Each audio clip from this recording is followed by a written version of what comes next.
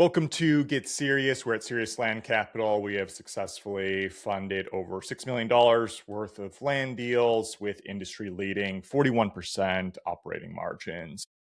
Today, I really wanted to go over some of the early returns and efforts in regard to just our marketing strategy and who and how we're who we're orienting the business around and how we're going about doing it.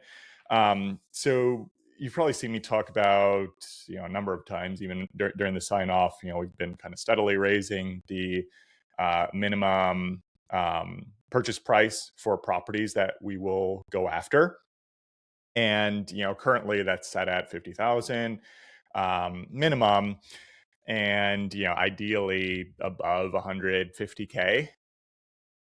And recently, which I'll get into in some other conversations I've been having, well, I will get into these other convos that I have been having recently with some, very interesting potential capital partners who would allow us to increase the capacity of our deal flow much more significantly. And I had a number of larger land operators who we kind of sidelined a bit just because the check size was just potentially more substantial, in the high six figures to even low to mid seven figures per deal. And when a lot of these folks were coming to us really over the past year, we've been in the midst of trying to move some portfolio again, where the real estate market and land market were in a tough period, and still is in a tough period, that we didn't want to over lever ourselves and get caught up into too many higher dollar value deals. Just again, because you want to avoid rush whenever possible. Don't blow yourself up is kind of the number one rule of the game here. But as our track record has, again, continued to improve, and even in the midst of a, down real estate market, and we're finding some of these other capital partners that, again, are very interested in what we're doing and bring in a lot of expertise of their own here, allows us to kind of accelerate the direction of our business and,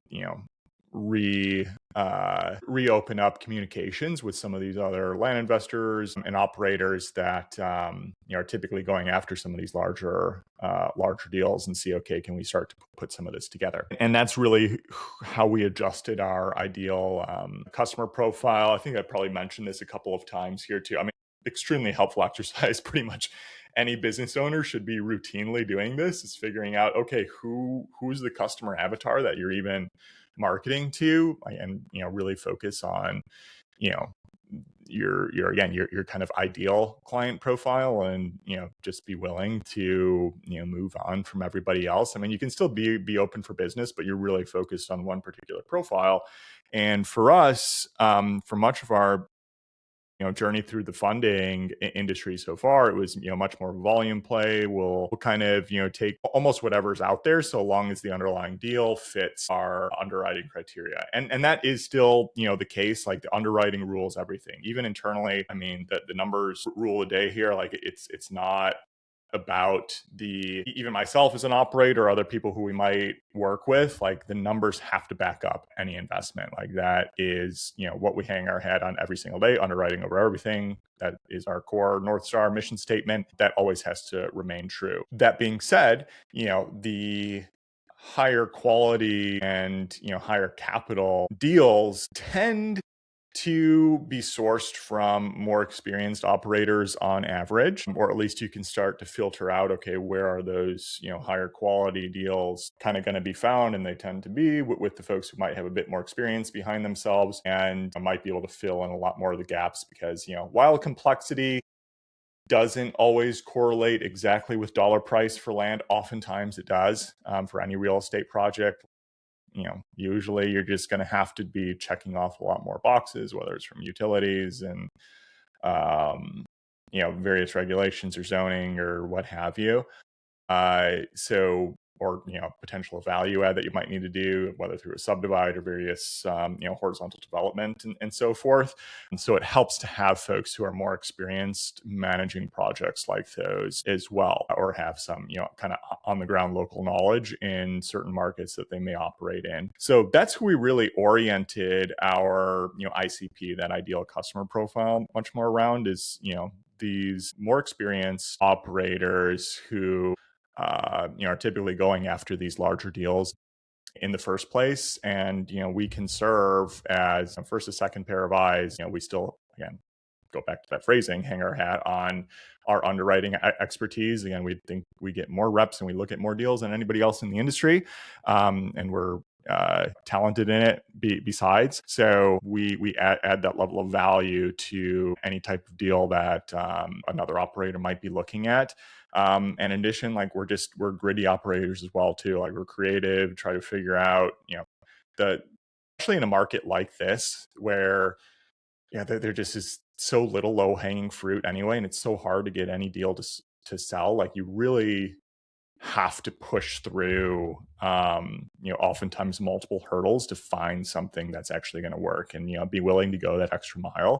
And we credit ourselves as being very creative both on the acquisition and the disposition side of the business, again because being a business owner in an environment like this just requires a lot more grit and perseverance in order to make things happen and for cash to flow in a particularly illiquid asset class and general market, buyer's market that we're in right now. So we're smart money from that side of things, and we're able to pair a lot of external capital relationships and connections with the institutional world. So we just felt like, okay, let's keep diving in there, find these other high level operators, and over the medium to longer term, like kind of build our brand into this core node that's able to serve as kind of a central asset manager, where we're pulling in again, higher level operators who might have a lot more ground level experience in horizontal development and so forth,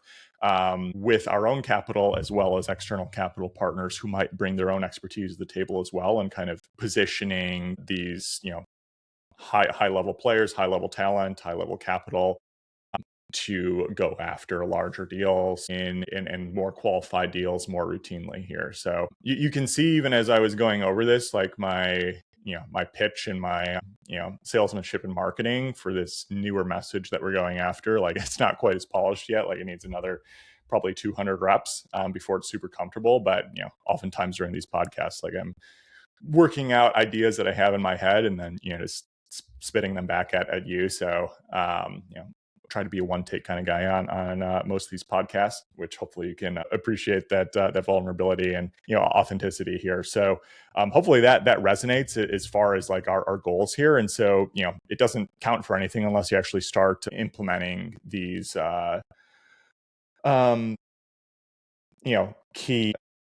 key goals within the business here. And so, earlier in the week, I was utilizing our ACQ AI, which is, acquisition.com's, Hormozi's AI system that they've built on all their backend knowledge and so forth. And it's like very, very geared for, strategic and tactical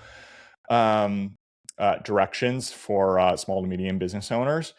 And, I was really trying to figure out my core constraint within the business, or our core constraint rather. And I had been more oriented around, okay, like lead generation is the most critical. Like you don't grow without, we need more demand as far as, areas where we can inject our money. Like we're sitting on a lot of liquidity here, being mindful of a more difficult market. But, without routinely capping out our team, it's like, how do we think that proper AI systems and workflows are the constraint behind the constraint to primarily assist with lead generation and subsequently assist with daily operations, especially removing myself as much as possible from operations so I can focus primarily on the deep work of very, very detailed detail-oriented underwriting for high-value large deals, as well as relationship building with these higher-level operators. And the ACQ AI, when I gave it tons of context in relation to that, they pushed back a bit on just like the AI just being like the key thing to focus. So like, yeah, you remember AI is the key support system, but it's not necessarily like the core constraint you need to solve. Yes, you have a demand problem. Like you got to go out there and get more outbound, as well as continue to expand your inbound channels for the lead generation for these higher level operators. And so start doing set a goal where you're just doing more outbound touches for various operators that you want to work with.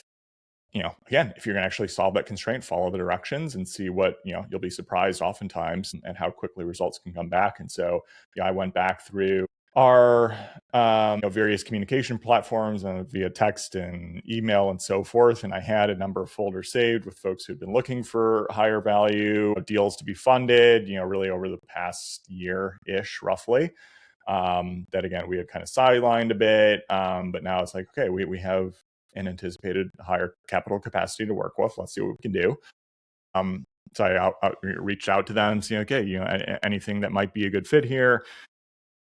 If not, we're on standby.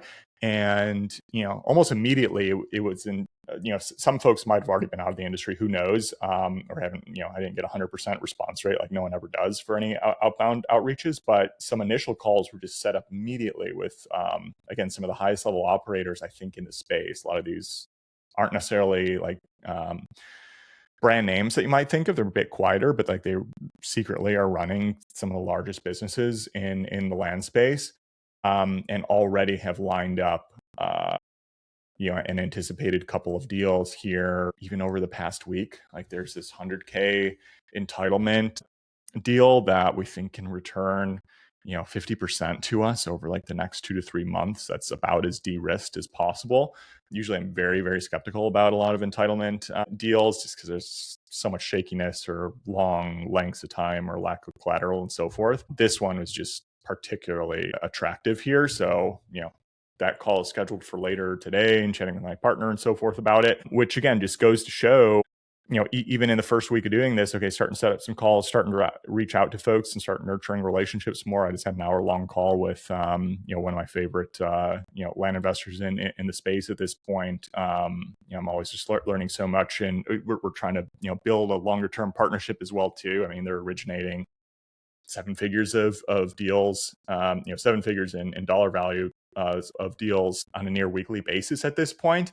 And so there's just so much room for us to potentially overlap as far as being a capital and an asset manager partner to grow both of our businesses substantially here. And when you're operating and trying to work with folks that are playing at this higher level, like you don't need as much of a volume play here. Like you can find folks who are just much more routine with finding deals and want to build longer term relationships with folks, which we weren't really getting as much when we were going after the volume plays, nor do we need to do as many deals anyway when you're going after higher value transactions. Because if you're doing 3 or 4 $1 million deals, even 500K deals per year, like those are substantial checks that can come back in a 6 to 12 month period. I'm assuming you're underwriting for that, and can allow much more focus per project to be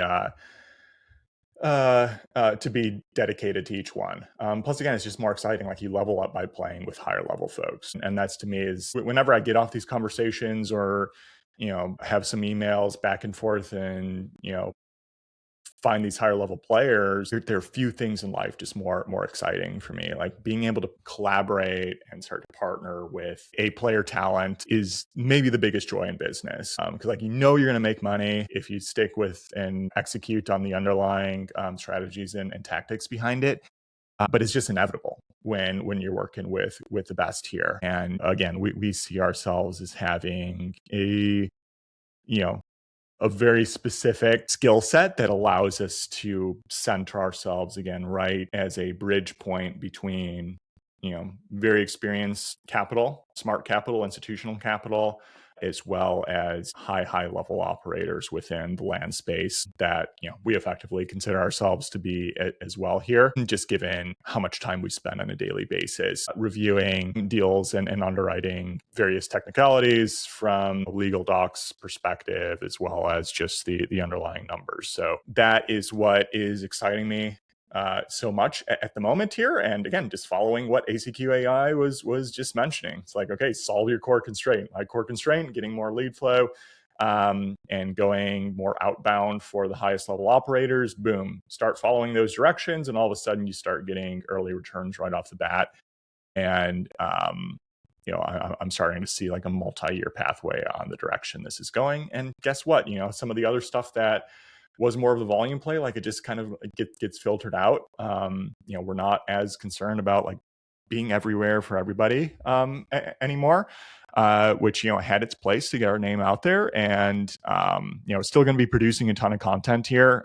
So I think being a thought leader in the space is just critical to teach ourselves internally, as well as provide value to those that are in the business, as well as potentially entering the business. Like, you can never get your name out there too much, right? Like, it's just, you have to keep producing. You got to keep, like, so many people are not going to see your stuff anyway. So like this is still going to be a core part of what we're doing, is producing content in order to market ourselves continuously here, because we got big dreams. So you got to put the work in. And so hopefully that this gives you a little bit better idea on the direction that we're heading. I know a lot of this was probably more clear over the past few months here, and now you can start to see how this is actually coming into play, especially as we started the new year of 2026 here. And you got to take action on what your goals set. Your goals were set for yourself. So with that in mind, SeriousLand.capital for DK minimum purchase price deals. The drill. Subscribe and share, everybody. Looking forward to next time. Take care now. Bye.